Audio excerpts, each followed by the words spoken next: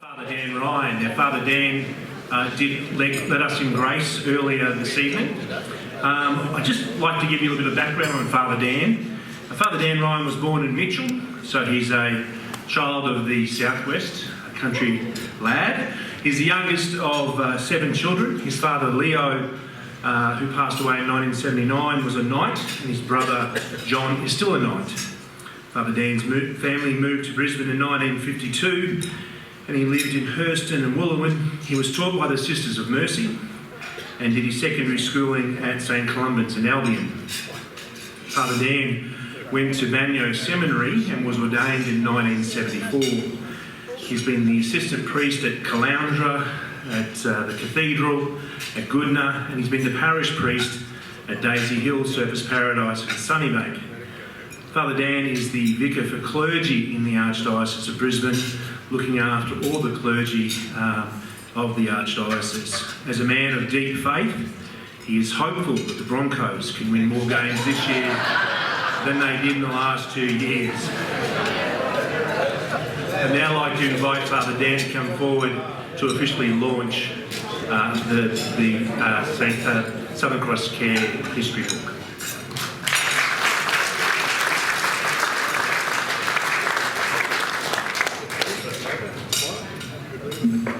Thank you very much, Michael. I am a man of deep faith. I believe in the Broncos. Last week I tipped all the wrong teams, so I didn't do very well in my footy tips. But the footy tips is with a group in my office. I have an office in the Francis Rush Centre there. It's called the Clergy Support Office, and how the role of the Vicar for Clergy is to support the clergy, and so that's part of my role.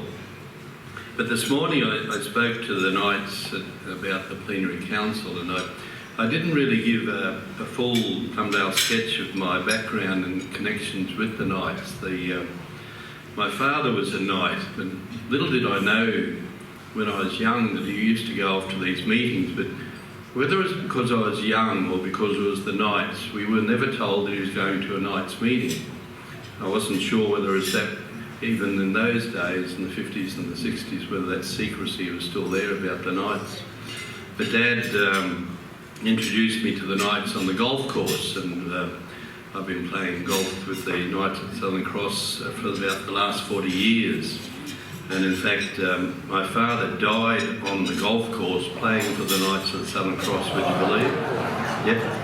One Sunday morning, 1979, he was out on the first hole at Gales.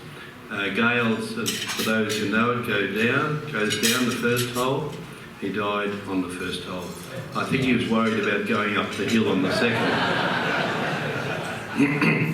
So, I enjoy playing golf whenever I can. As I said this morning, only a few times do I get a chance. And I think the last time we had a game up at Woodford, I always try to go to Woodford. It's a public holiday in Brisbane on show day.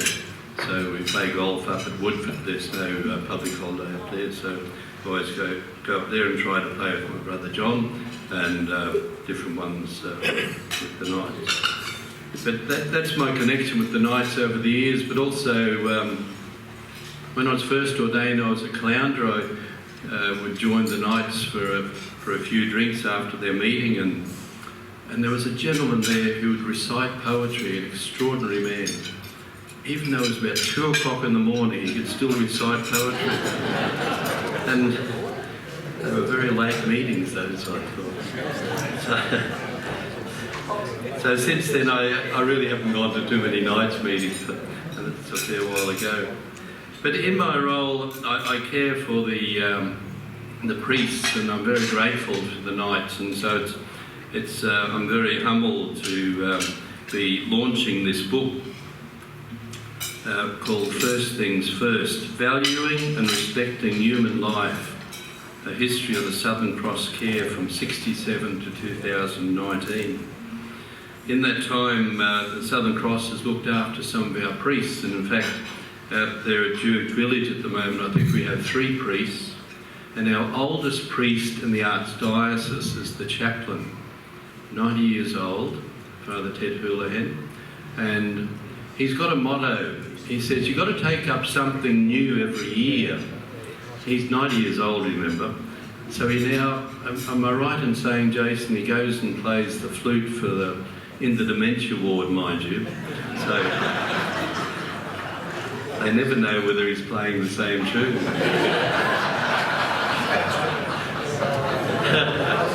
But he does. He said that's his rule of thumb, take up something new every year. So when you retire, boy, oh boy, he's a good man.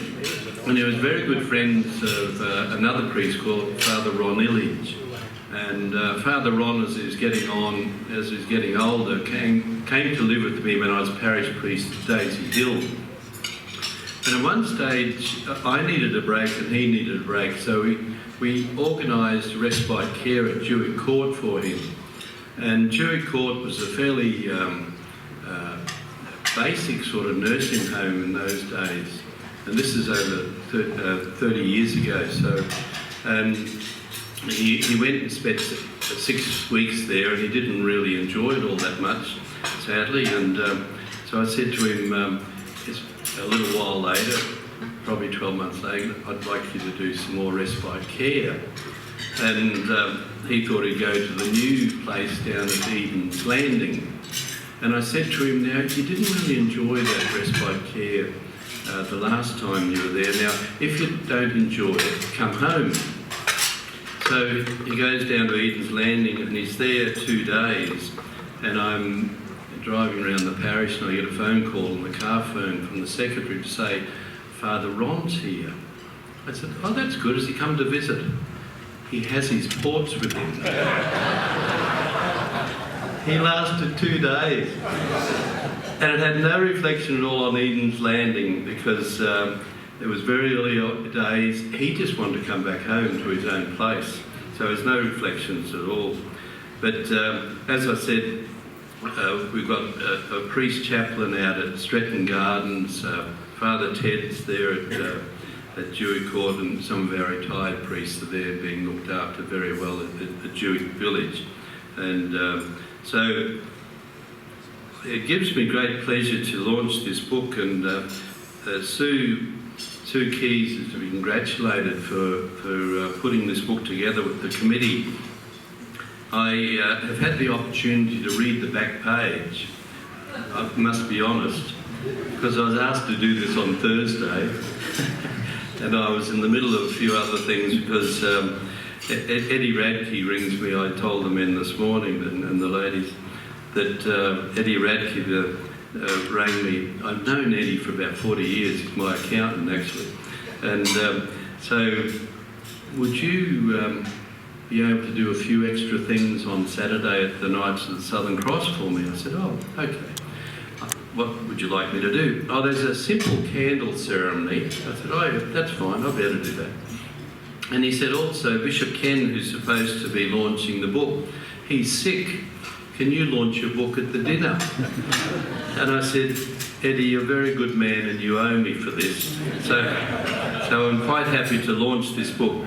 And I'm just like Frank was saying, I think in the name of the book, valuing and respecting human life is so integral to our whole society, which seems to be not being respected by our politicians at the moment.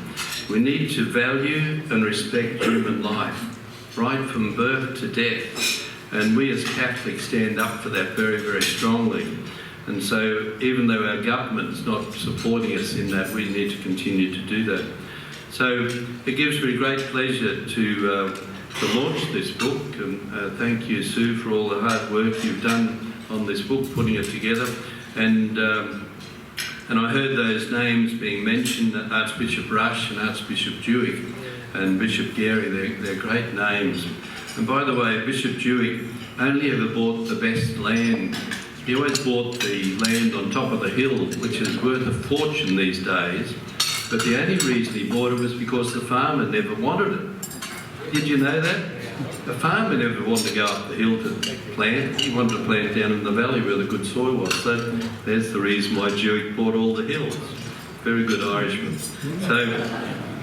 So it gives me great pleasure on behalf of the Knights of the Southern Cross to launch this book, A History of the Southern Cross Care from 1967 to 2019. So there we go. Thank you.